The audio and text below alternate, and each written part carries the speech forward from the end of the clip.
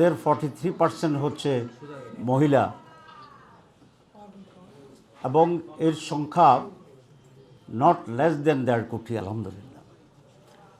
আমাদের আরপিওতে 33% মহিলা করার একটা বিধান আছে রাজনৈতিক দলসমূহের, এটা আপনারা জানেন, এবং একমাত্র জামাতেই এই শর্তটি পূরণ করতে পেরেছে। যদিও আমাদের বন্ধুরা নানাভাবেই মনে করে যে জামাত ইসলামীতে নারীদের গুরুত্ব কম। যাদের দলে বেশি নারী তাদের দলে যদি নারীর গুরুত্ব কম হয়, যাদের দলে কম নারী তাদের দলে নারীর গুরুত্ব কেমন হবে? কিন্তু অপপ্রচারের মাধ্যমেই একটা ভুল জিনিসকেই তারা এস্টাবলিশ করতে চায়। আপনারা জানেন যে নির্বাচন খুবই অত্যাসন্ন এবং এই নির্বাচনে জামাত ইসলামীর মহিলারা খুবই অ্যাক্টিভ। আমাদের মহিলারা বাড়ি বাড়ি যাচ্ছে, স্ব এলাকায় বিভিন্ন ভোটারদের সাথে কন্ট্যাক্ট করছে, যেমনিভাবে আমাদের পুরুষ কর্মী সমর্থকরাও ভোট চাচ্ছে। এবং আমাদের যে অ্যাসেসমেন্ট সেটা হচ্ছে সারা দেশে আমাদের নারী সমর্থকই বেশি, জামাতকে ভোট দেবে মহিলারা বেশি এবার, কারণ মহিলারা শান্তিপ্রিয় এবং তারা বিশৃঙ্খলাকে উগ্রতাকে পছন্দ করে না। আমার যে নির্বাচনী এলাকা আছে 14 গ্রাম, সেখানেও আমার অ্যাসেসমেন্ট হচ্ছে আমি পুরুষদের চেয়ে নারী ভোট বেশি পাবো ইনশাআল্লাহ। পুরুষের ভোট বেশি পাবো, অনেক পাবো, কিন্তু রেট অফ দি ভোটার্স নারী এবং পুরুষের ভিতরে নারীরই বেশি এবং খুবই অ্যাক্টিভ। তো সারা দেশে আমাদের নারী এরকম অ্যাক্টিভ। আমাদের প্রধান প্রতিপক্ষ যারা আছেন তারা এটা বুঝতে পারে, ওরা এটা টের পেয়েছে যে জামাতের মহিলা নারীরা যে পরিমাণ অ্যাক্টিভ আছে, এতে মহিলাদের কর্মকাণ্ডই তাদের টোটাল কর্মকাণ্ডকে সারপাস করে যেতে পারে। এই জন্য সারা দেশে আমাদের মহিলাদেরকেই তারা আক্রমণ করছে, হেনস্থা করার চেষ্টা করছে, ভয়ভীতি দেখাচ্ছে এবং তাদেরকে ভীত করার জন্য একটি পরিবেশ তৈরি করার জন্য চেষ্টা করছে। আমরা সবসময় এটা মনে করি নারীরা আমাদের অত্যন্ত সম্মানীয় জাত, আমাদের মায়ের জাত, আমাদের বোনের জাত, আমাদের কন্যার জাত, এবং তাদের সম্মান এবং সিকিউরিটি রক্ষার দায়িত্ব পুরুষদেরই এবং আমাদের সকলেরই।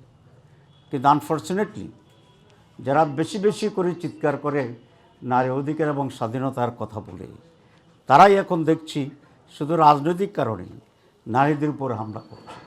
এবং এটা শুধু নারীদের উপর করছে না, সারা দেশের আপনারা দেখছেন যে বিভিন্ন কনস্টিটুয়েন্সিতে ইতিমধ্যেই হামলা শুরু হয়েছে। বক্তৃতায় জিহ্বা কেটে দেওয়ার কথা বলা হচ্ছে, হাত নিয়ে যেতে পারবে না জামাতকে ভোট দিলে, সেরকম কথা হচ্ছে। আপনাদের রেডিও টেলিভিশন থেকেই আমরা এগুলো শুনতে পাচ্ছি।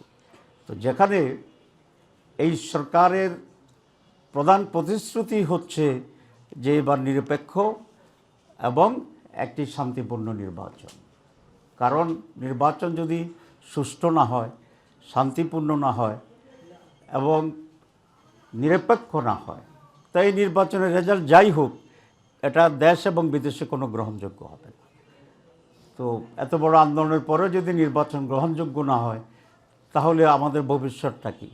ভবিষ্যৎটা খুবই অন্ধকার এবং খুবই নেগেটিভ হবে এই জাতির জন্য। রাজনৈতিক দলগুলোর এখানে ভূমিকা আছে সরকারের পাশাপাশি, কারণ সমস্ত রাজনৈতিক দলকে এটা বোঝা উচিত যে জোর করে ক্ষমতায় গেলে এইবার আগের চেয়েও খারাপ পরিণতি হতে পারে। সুতরাং আমি এই আহ্বান জানাবো সব রাজনৈতিক দলের প্রতি, ইনক্লুডিং জামাত ইসলামী, যে আমাদের সবাইকেই দায়িত্বশীলতার পরিচয় দিতে হবে, সুষ্ঠু নির্বাচনে ভূমিকা রাখতে হবে এবং একটি সঠিক নির্বাচন যাতে হয় এই দায়িত্ববোধের পরিচয় দিতে হবে। না হয় এ দেশকে উদ্ধার সঠিক পথে রাখার আর কোনো বিকল্প থাকবে না এবং এতে করে সকলেই আমরা সাফার করব। কেউ যেটা মনে করে জোর করে ক্ষমতায় গেলেই বোধহয় সব শেষ হয়ে গেল, আমি মনে করি এটা মারাত্মক ভুল রাজনৈতিক চিন্তা এবং সিদ্ধান্ত হবে। আমি কয়েকটি জায়গায় তারা যে হামলা করছে এর সামান্য একটি নমুনা, this is not the all, কারণ সবটাই বের করে এনে এখানে আনা ইটস নট পসিবল। কিন্তু কয়েকটি নমুনার কথা আপনাদেরকে আমি পড়ে শোনাচ্ছি। কিয়দংশ এখানে আছে এবং এটার একটা এখানে কিছু আমাদের ডকুমেন্টারিও আছে যেখানে যেখানে তাদের ঘটনা আছে। এগুলো আপনাদের মাধ্যমে আমরা পেয়েছি, বিভিন্ন পত্রিকা যেগুলো আসছে। ঘটনাগুলি শুধু আমি উল্লেখ করছি, কারণ আমি তো লম্বা করতে চাই না, আপনাদেরকে ব্রিফিংটা দেওয়া হবে।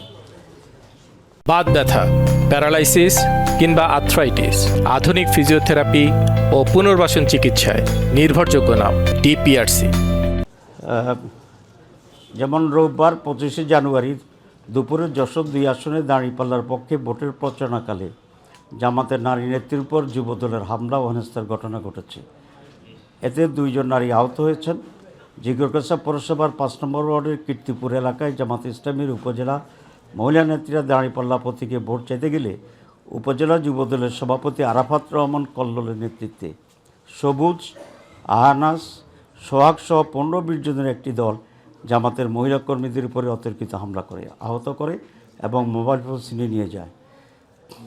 এ সময় তারা মহিলাদের ভ্যানিটি ব্যাগও ছিনিয়ে নিয়ে যায়।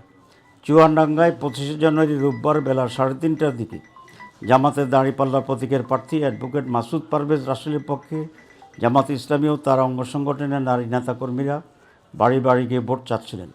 এ সময় এলাকার বিএনপির কয়েকজন নারী কর্মী প্রথমে তাদের বাধা দেন এবং হেনস্থা করেন। পরে বিএনপির পুরুষ কর্মীরা ঘটনাস্থলে এসে জামাতের নারী কর্মীদের গ্রাম থেকে বের করে দেওয়ার চেষ্টা করেন। এ সময় দাওয়াতি কার্যক্রমে অংশ নেওয়া নারীদের সঙ্গে অসৌজন্যমূলক আচরণ ও মারধরের অভিযোগ করেছেন জামাতের নেতাকর্মীরা। খবর পেয়ে পুলিশ ঘটনাস্থলে পৌঁছায়। এ ঘটনায় জামাতের 5 জন নারী আহত হয়েছেন। কুমিল্লার নির্বাচনী প্রচারণার সময় জামাতের নারী কর্মীদের প্রকাশ্যে ঘিরে ধরে হেনস্থা করা হয়। নারীদের হিজাব নেকাব খুলে নিয়ে যায়। সামাজিক যোগাযোগ মাধ্যমে ছড়িয়ে পড়া ভিডিওতে দেখা যায় নারীদের কথা বলতে বাধা দেওয়া হচ্ছে, অপমান করা হচ্ছে, চলাফেরায় বিঘ্ন সৃষ্টি করা হচ্ছে। টাঙ্গাইলের গোপালপুরে বিএনপির কর্মীদের দ্বারা জামাতের নারী কর্মীদের উপর হামলার ঘটনা ঘটেছে। নারীদের প্রচারণার কার্যক্রমে বাধা দেওয়া হয় এবং শারীরিকভাবে লাঞ্ছিত করা হয়।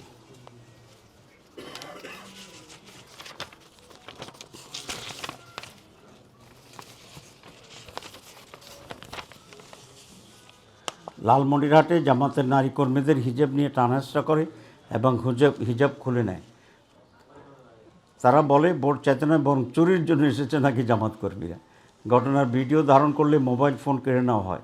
জামাতের পুরুষ সদস্যদের বিএনপি নেতাদের নেতৃত্বে রুমে ঢুকিয়ে ব্যাপক মারধর করা হয়। 4টি মোটরসাইকেল ভাঙচুর করে, একটি ল্যাপটপ ভাঙচুর করে। প্রশাসনের সামনে ঘটনা ঘটলেও প্রশাসন নীরব দর্শকের ভূমিকায় ছিল। ভোলার লালমোহনে রমাগঞ্জ ইউনিয়নের 6 নম্বর ওয়ার্ডে জামাতের নারী কর্মীরা গণভোট ও সাংগঠনিক কার্যক্রমে অংশ নিতে ইউনুস পাটোয়ারের বাড়িতে যান। এ সময় স্থানীয় নূর নবীর ছেলে রুবেল তাদের সঙ্গে অশালীন আচরণ ও গালিগালাজ করেন। বিষয়টি জানতে পারে এক নারী কর্মীর স্বামী ও রায়চাঁদ বাজারের ব্যবসায়ী মোহাম্মদ জসিমউদ্দিন মুঠোফোনে রুবেলের সঙ্গে যোগাযোগ করলে তাকেও গালিগালাজ করেন। পরে রুবেল জসিমউদ্দিনের ব্যবসা প্রতিষ্ঠানে গিয়ে তার উপর হামলা চালায়। সন্ধ্যার দিকে বিএনপির কয়েকজন নেতাকর্মী বাজার এলাকায় জড়ো হন। এক পর্যায়ে 10 দলীয় জোট কর্মীদেরও হামলা চালানো হয়।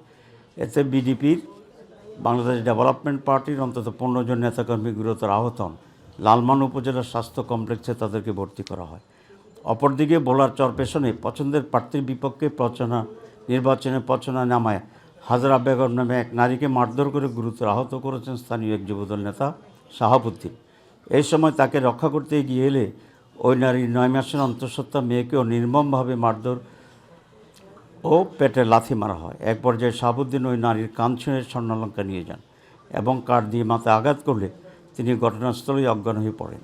পরে চিকিৎসক তার মাথায় 6টি সেলাই ও ছেড়ে যাওয়া কানে 2টি সেলাই দেন। জামাত নেতৃত্ব নির্বাচনী কাজে না করতে পারে সেজন্য হুমকি দিয়েছেন বিএনপি নেত্রী ও বিএনপির এমপি প্রার্থীর স্ত্রী ও বিএনপির মানবাধিকার বিষয়ক সহ সম্পাদক ও সাবেক এমপি অ্যাডভোকেট সৈয়দা আসিফা আশরাফি পাপিয়া তার বক্তব্যে বলেছেন, মা বোনদের উদ্দেশ্যে বলছি, আগামী 12 ফেব্রুয়ারি নির্বাচনের আগে জামাত ইসলামীর ছাত্রী সংস্থার কর্মীরা কেউ বাসা গেলে 999 কল দিয়ে ধরিয়ে দেবেন যাতে বয়ান দেওয়ার আর সুযোগ না পান। মেহেরপুর গহরপুর গ্রামে জামাতের নারী কর্মীদের হেনস্থার প্রতিবাদ করায় 3 জনকে মারধর করা হয়। ভোট চাইতে গেলে স্থানীয় বিএনপি নেতা হায়দারের নেতৃত্বে এই হামলা ও মারধর করা হয়। এর আগেও তারা একবার নির্বাচনের কাজে বাধা দিয়েছিলেন। কেরানীগঞ্জে বিএনপি কর্মীদের হাতে জামাতের নারী কর্মীরা মারধরের শিকার হয়েছেন।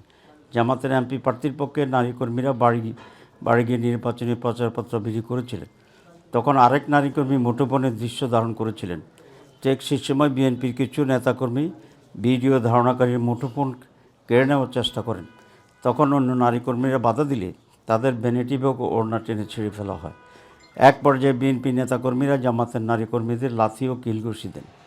এই ঘটনায় থানায় অভিযোগ করার পর ওসি সাহেব ব্যবস্থা নেওয়ার আশ্বাস দিয়েছিলেন, কিন্তু কিছুই করা হয়নি।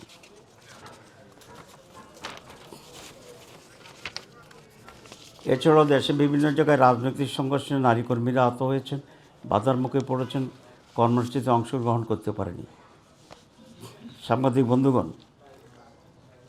এটি মাত্র কয়েকটি ঘটনা আমরা বিবৃত করলাম। সারা দেশে এরকম অসংখ্য ঘটনা ঘটছে এবং এটা যেহেতু স্পর্শকাতর বেশি বলে আমরা নারীদের ইস্যুটাকেই অগ্রাধিকার দিয়ে এখানে পেশ করেছি। মূলত বহু জায়গায় অধিকাংশ কেন্দ্রেই ভোট কনস্টিটুয়েন্সিতেই তারা হুমকি ধুমকি দিচ্ছে, মারধর শুরু করেছে এবং কেন্দ্র নিয়ন্ত্রণ এবং দখল করার মহড়া দিচ্ছে প্রকাশ্যেই অনেক জায়গায়। এটাই মনে হচ্ছে আজকে আমাদের প্রতিপক্ষ দলের একটা প্রধান স্ট্র্যাটেজি, যে তারা জানে যে জনপ্রিয়তার দিক থেকে জনগণের রায় পাওয়ার সম্ভাবনা কম, সুতরাং কেন্দ্র দখলেই জিতার জন্য তাদের অন্যতম প্রধান মাধ্যম এবং এই সন্ত্রাসী কর্মকাণ্ডটাকেই তারা অগ্রাধিকার দিয়ে নির্বাচনের সকল বিজয়ের জন্য তারা অগ্রসর হচ্ছে। এখানে আমাদের কথা খুব স্পষ্ট যে নারী পুরুষ যাই হোক, নির্বাচনের সুষ্ঠু পরিবেশ বজায় রাখার জন্য সবাইকে চেষ্টা চালাতে হবে এবং সবাইকে দায়িত্বশীল ভূমিকা পালন করতে হবে। নির্বাচনে যদি 18, 24, 14 মতো পুনরাবৃত্তি ঘটে তাহলে সেই নির্বাচন কখনোই গ্রহণযোগ্য হবে না। এদেশের মানুষ সেই নির্বাচনকে মেনে নেবে না এবং কেউ যদি এভাবে অন্যায়ভাবে ক্ষমতা যাওয়ার চিন্তা করে তাদের সেটা দুঃস্বপ্ন হবে এবং জনগণ পুনরায় তাদেরকে প্রতিরোধ করবে এবং আন্দোলন সংগ্রাম করেই আবার সেটার পতন ঘটাবে। আমরা এই অনাকাঙ্ক্ষিত পরিবেশ থেকে দেশকে রক্ষা করার জন্য প্রধান দায়িত্ব হচ্ছে সরকারের। তারা এটা ওয়াদাবদ্ধ ওই জাতির কাছে একটা ফেয়ার ইলেকশন করবেন,